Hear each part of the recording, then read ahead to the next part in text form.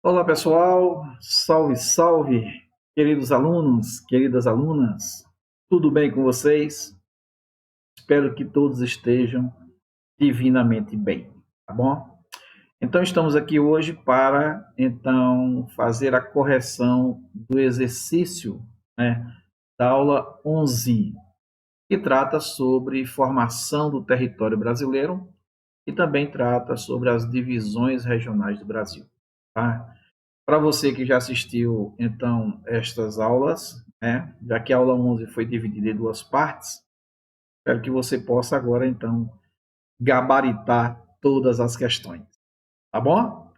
Então, pegue aí o seu módulo, né, abra na página, então, do exercício 11 e, então, ligue o modo aula, ligue o modo foco e vamos para cima das questões, tá? Foco no Enem. Primeira questão diz o seguinte: leia os textos seguintes. Texto 1.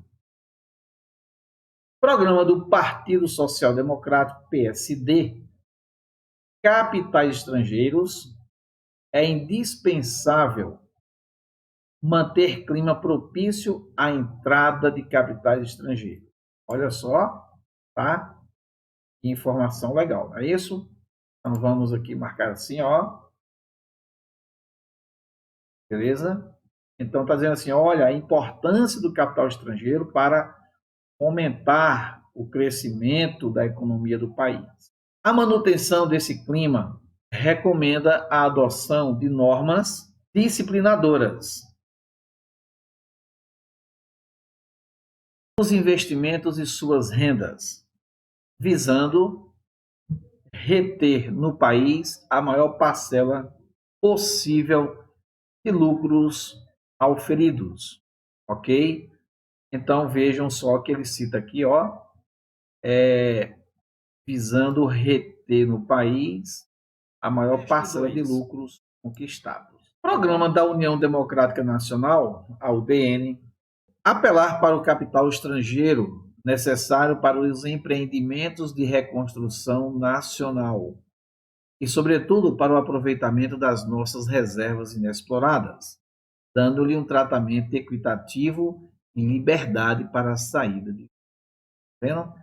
Então, vejam só, um processo de reconstrução nacional, né, apelar ao capital estrangeiro para o processo de reconstrução nacional, ok? E, sobretudo, para o aproveitamento de nossas reservas inexploradas. Essas reservas, gente, é a riqueza do país, tá? Dando-lhe um tratamento equitativo e liberdade para a saída de juros. Ok, pessoal? Bom, então você tem dois textos, vejam que eles falam do capital estrangeiro. Considerando as décadas de 50 e 60, aqui é o segredinho da questão, tá vendo? Então, ó, considerando as décadas de 50 e 60, vamos lembrar? Década de 50 foi quando o Brasil impulsionou no seu desenvolvimento industrial, tá?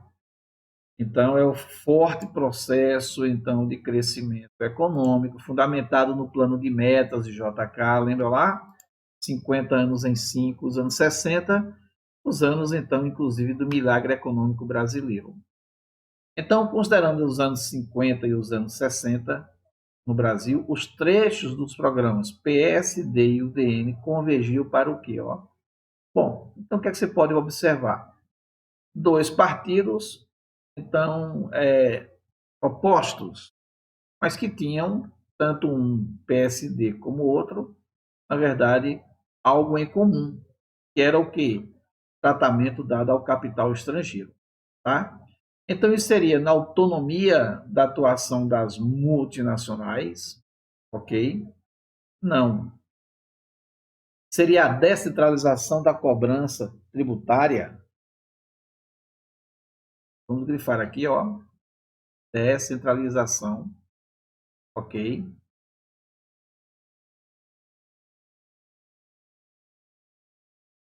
Seria uma flexibilização de reservas cambiais? Não, também. Ok? Ou seria uma liberdade de remessa de ganhos? Não, você tem que atrair, está falando na atração dos recursos estrangeiros. Ó, então, seria a captação de recurso exterior? Resposta à letra E. Ok? Então, tá aí. Primeira questão, a captação dos recursos no exterior. Nós falamos isso a respeito da internacionalização da economia, né? Estão lembrando daquela aula que o professor Jacques falou, a migração do capital cafeiro para a indústria, né? Esse período é o período de 30, até quando chegarmos no período pós-Segunda Guerra Mundial, os anos 50, é quando vem o período JK e vem o período de abertura econômica para o capital estrangeiro. Consequentemente, o afluxo de capital foi intenso. Tranquilo, gente? Questão de número 2. Em 1967, o geógrafo brasileiro Pedro Pinchas propôs uma divisão regional do país em regiões geoeconômicas. Olha aí, pessoal, lembram disso? Regiões geoeconômicas ou complexos regionais.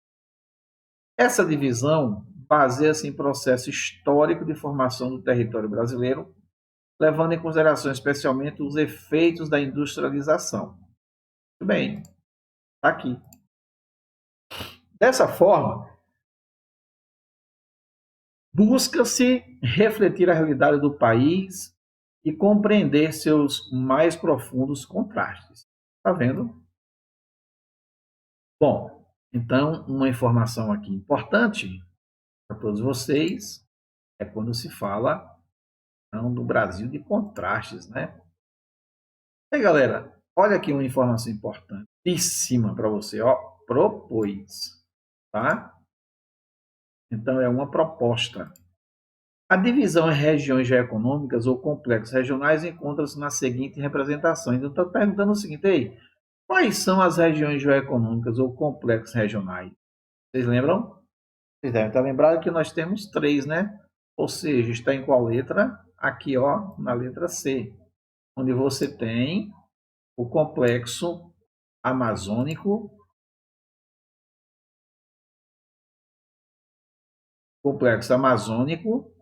complexo nordestino e o complexo centro-sul. Está vendo aí?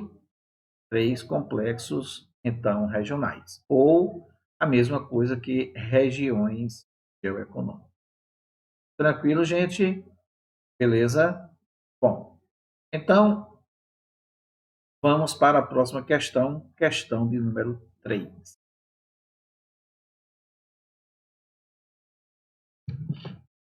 Houve momentos de profunda crise na história mundial contemporânea que representaram para o Brasil oportunidades de transformação no campo econômico.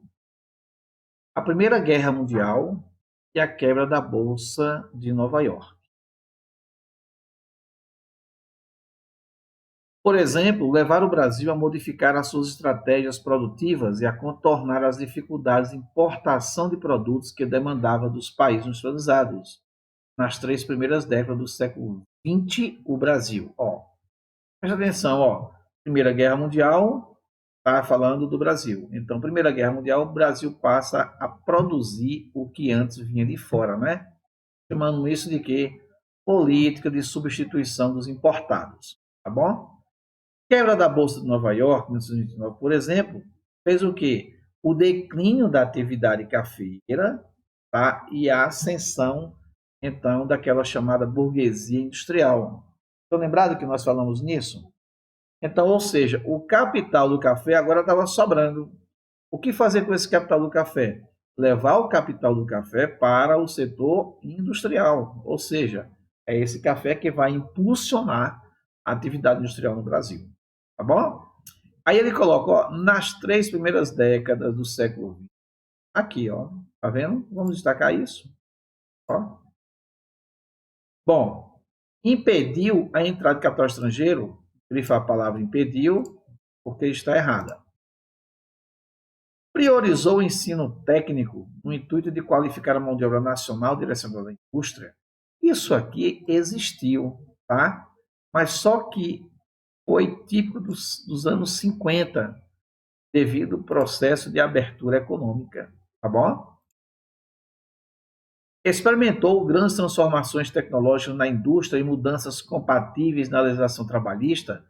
Isso aqui foi nos anos 30, com Getúlio Vargas. Ó, nos anos 30, com Getúlio Vargas.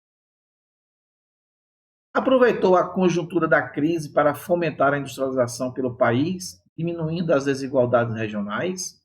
Olha, tá vendo só?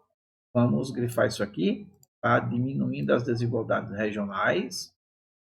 Ok, professor, muito bem.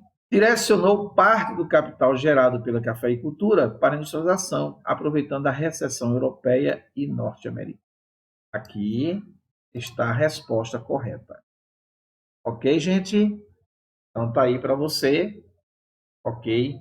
A resposta da questão 3. Vamos para frente? Questão de número 4. O mapa a seguir apresenta parte do contorno da América do Sul. Vou aumentar aqui esse mapinha, tá? Ok. Destacando a bacia amazônica, os pontos assinalados representam fortificações militares instaladas no século XVIII pelos portugueses. Tá vendo? Informação importante, né? A linha indica o Tratado de Tordesilhas, revogado pelo Tratado de Madrid apenas em 1750. Bom, pode-se afirmar que a construção dos fortes pelos portugueses visavam principalmente dominar, ó, visava principalmente dominar o quê? Militarmente a bacia hidrográfica do Rio Amazonas? Sim, militarmente. Dominar economicamente as grandes rotas comerciais? Aqui não eram rotas comerciais, ó. Não, as grandes rotas comerciais, não. As fronteiras entre nações indígenas? Também não. Qual o erro? O escoamento da produção agrícola? Não, porque aí era produção, então, de drogas do sertão, não era produção agrícola. Ó. O potencial de pesca na região? Não. Pesca, não. Drogas do sertão. Tá bom, gente? Entenderam? Legal, né? Bom, então, militarmente, a bacia hidrográfica do Amazonas está aqui, ó, fortificações militares. Proteger, então, essa região dos conflitos com os invasores.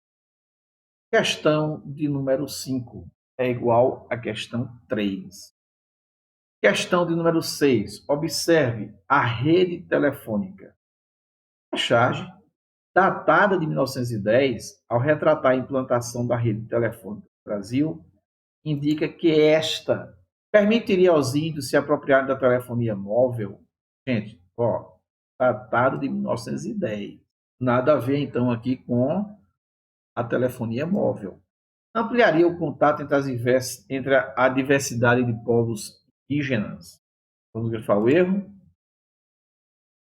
Faria comunicação sem ruídos entre grupos sociais distintos. Não tem nada a ver a palavra sem ruídos. Restringiria a sua área de atendimento aos estados do norte do país? Não. O erro aqui, ó, restringiria.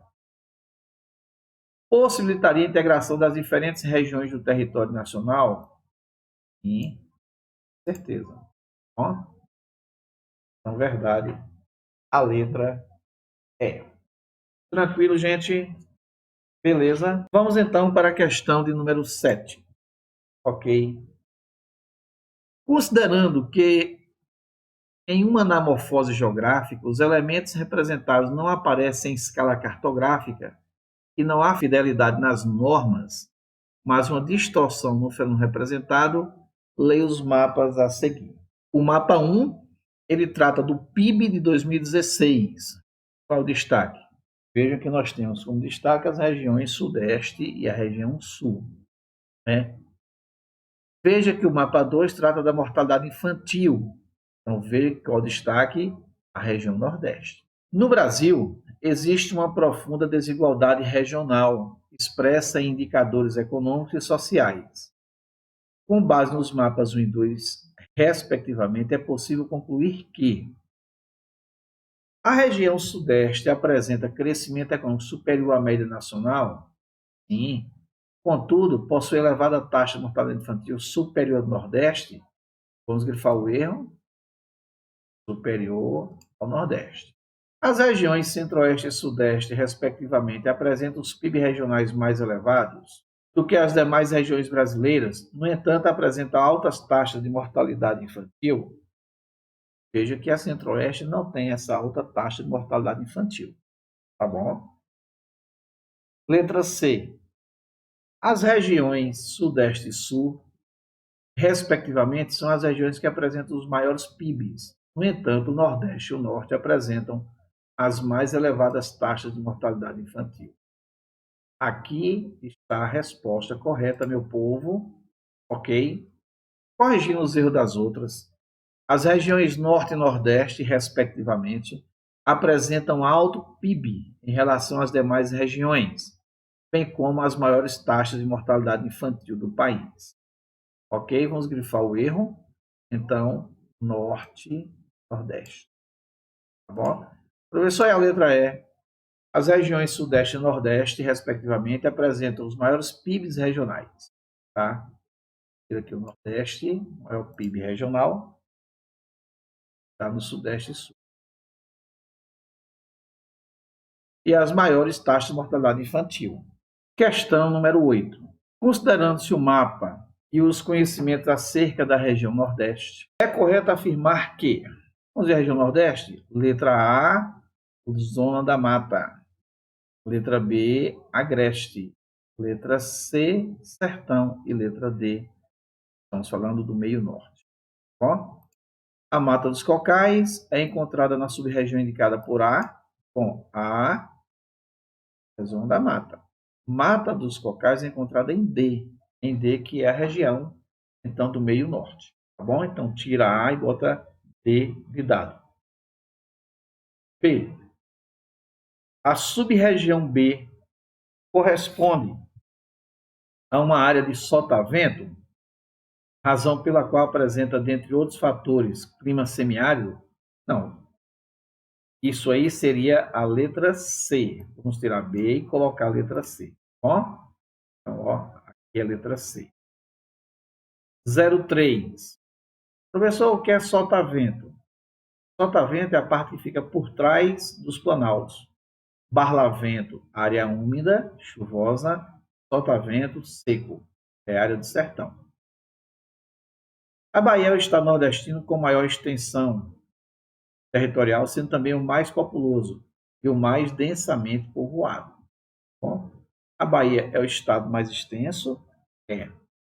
É o estado, então, mais populoso? Sim.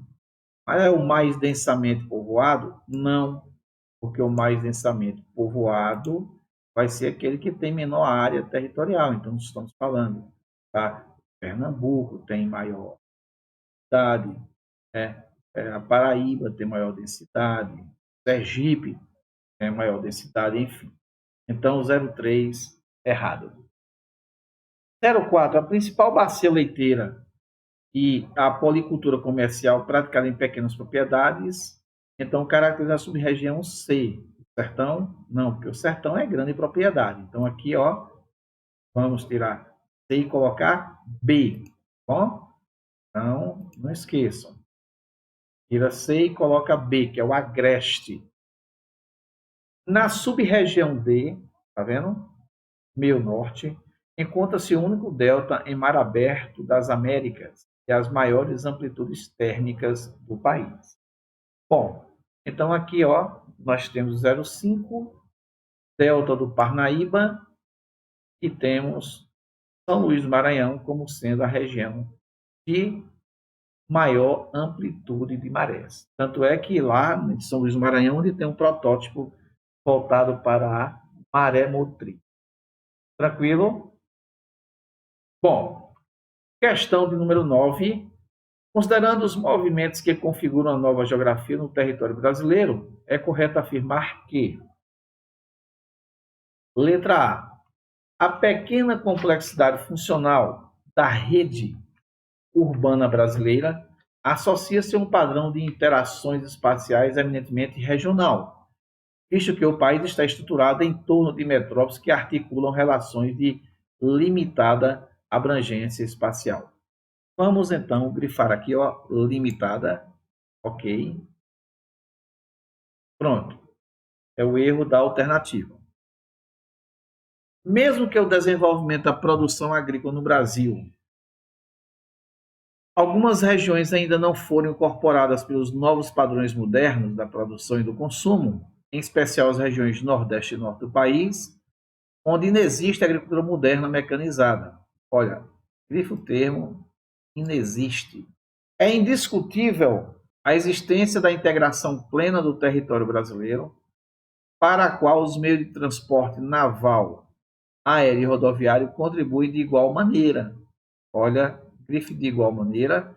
E lembre-se, o Brasil ele tem como principal modelo de transporte o rodoviário.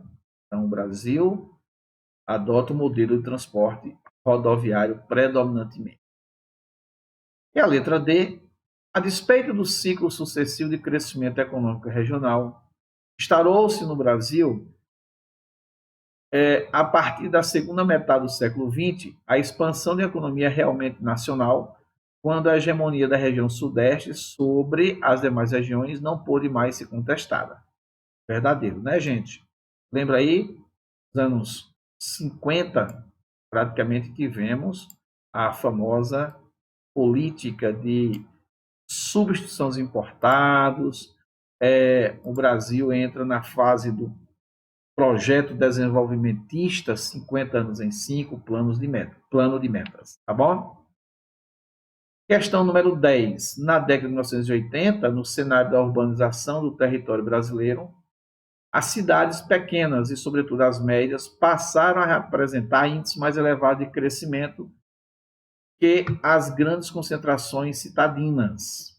Um dos fatores relacionados a esse contexto presta bem atenção, tá? Ó, na década de 80, é uma informação. Aí ele fala as cidades pequenas e, sobretudo, as médias. Ó, as cidades pequenas e médias passaram a apresentar índices mais elevados de crescimento. Tá vendo só? Bom, então vamos lá. Informação. Que fator, então, vai justificar isso? Seria a perda da primazia política e econômica das metrópoles? Não, não perdeu essa primazia, continua com ela. Seria a manutenção da tendência à elevação das taxas de natalidade nos centros urbanos? Não tem nada a ver com elevação de taxa de natalidade, ok? Seria a letra C, desconcentração espacial das atividades econômicas pelo território nacional? Sim, gente, é isso aqui. Coloque aí do lado, tá? Escreva a frase, deseconomia de aglomeração. É a mesma coisa disso aqui, tá bom? Deseconomia de aglomeração.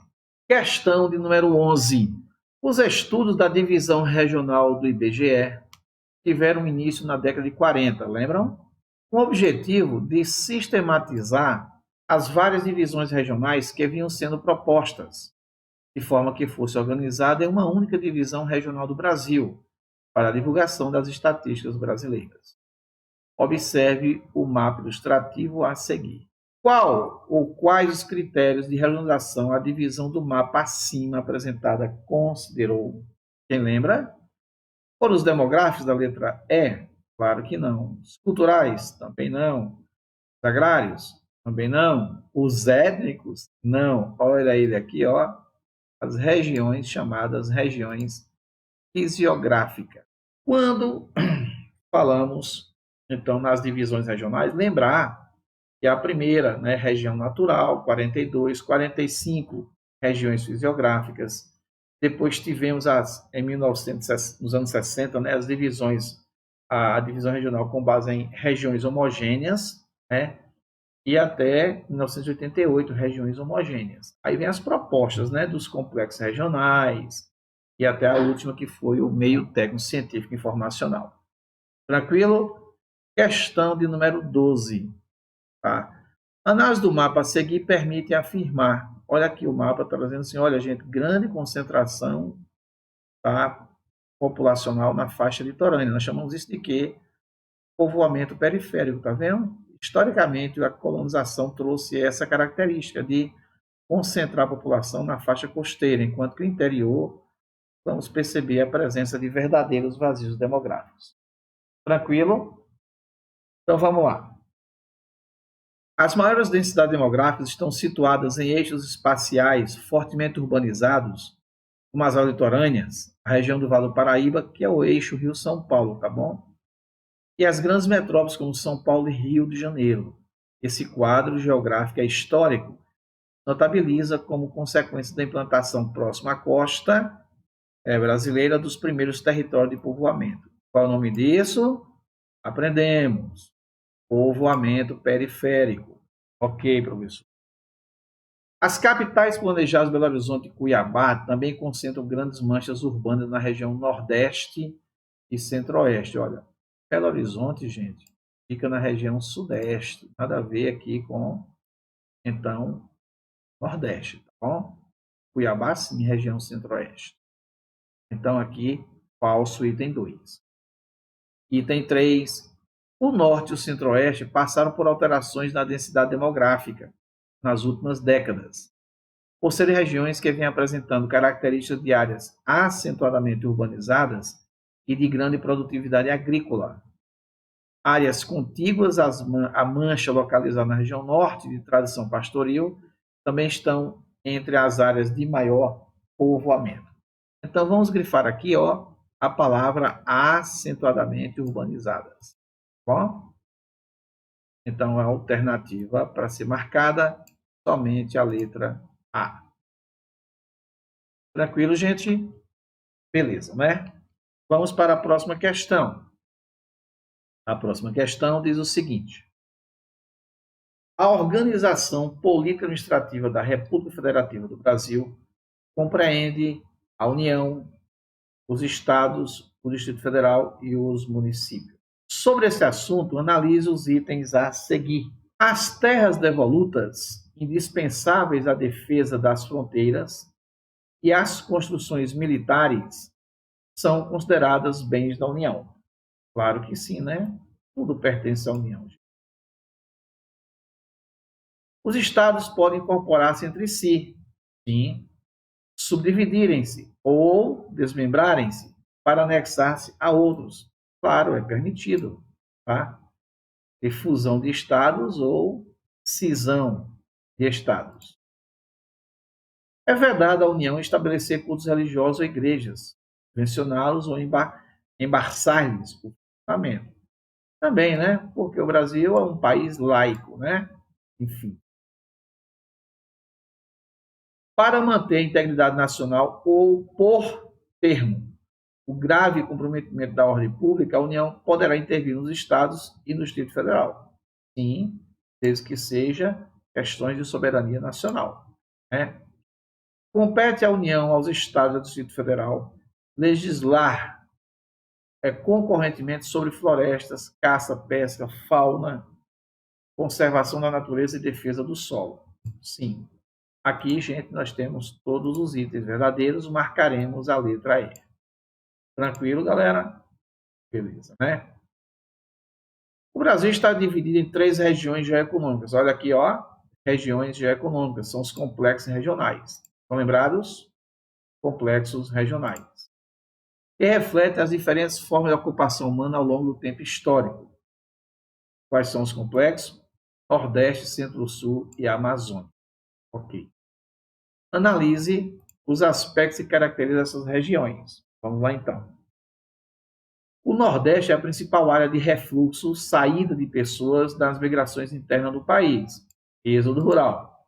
Verdade, o item 1. Item 2. A região Centro-Sul é a mais industrializada e povoada e urbanizada do país. Verdade, o item 2. A Amazônia É a região menos povoada do Brasil e sofre grandes impactos ambientais. Sim, com certeza. A região nordestina apresenta muitas marcas da colonização e por praticamente 3 séculos foi a região mais rica do país. Ok. Então, aqui nesse caso, gente, todos os itens verdadeiros marcaremos a letra E. Tranquilo? 15. O Brasil possui grande parte do seu território na Amazônia, além dos estados da região norte. A floresta abrange áreas de outros estados, assinando a alternativa que apresenta somente estados abrangidos pela floresta amazônica. Ó, nada a ver aqui com Sergipe, tá bom? Falso. Mato Grosso e Mato Grosso do Sul. Mato Grosso, sim, mas Mato Grosso do Sul, não. Mato Grosso, sim. Maranhão, sim. Professor, Goiás e Minas Gerais. Nem Goiás nem Minas. Mato Grosso e Sul da Bahia. Mato Grosso, sim.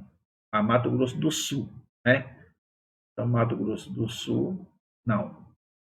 Bahia, tranquilo? Então, tá aí. Questão número 16. Diz o seguinte, pessoal. Na análise do desenvolvimento regional do Brasil, vários estados do Nordeste sofreram menores impactos diante da atual crise mundial, indicando crescimento superior à média nacional. Esse crescimento é explicado pelo quê? Então, a questão está dizendo assim, ó, quando se analisa o desenvolvimento regional, tá? Claro que ele vai ser sempre homogêneo, né? Ela fala ainda aqui a questão que vários estados do Nordeste sofreram menores impactos diante da atual crise, indicando crescimento superior à média nacional, tá? Bom, então esses estados, por exemplo, quem vai sofrer menor crise? Os estados mais ricos, né? Do Nordeste. Estado da Bahia, estado de Pernambuco, estado de Ceará, enfim. Bom, esse crescimento é explicado pelo quê? Então vamos lá. Seria pelo aumento da produção de bens exportados para os Estados Unidos? Não, não tem bens exportados para os Estados Unidos. Seria pela importância do setor petroquímico, que ampliou o número de empregos? Opa, o setor petroquímico não ampliou o número de empregos. Pelo aumento do consumo interno, facilitado pela influência de programas sociais? Sim, programas sociais fizeram com que ocorresse uma maior circulação de capitais. Consequentemente, então, ocorreu o aquecimento da economia. Bom? Então, ó, letra D, pelo aumento da produção das indústrias de celulose, vamos grifar aqui, ó, indústria de celulose. E a letra E, pelo estreitamento de negócios com a região centro-oeste, formando uma nova rede de relações. Isso aqui, professor, está certo? Tá não. Tá bom? Ok. Centro-oeste invalida a alternativa.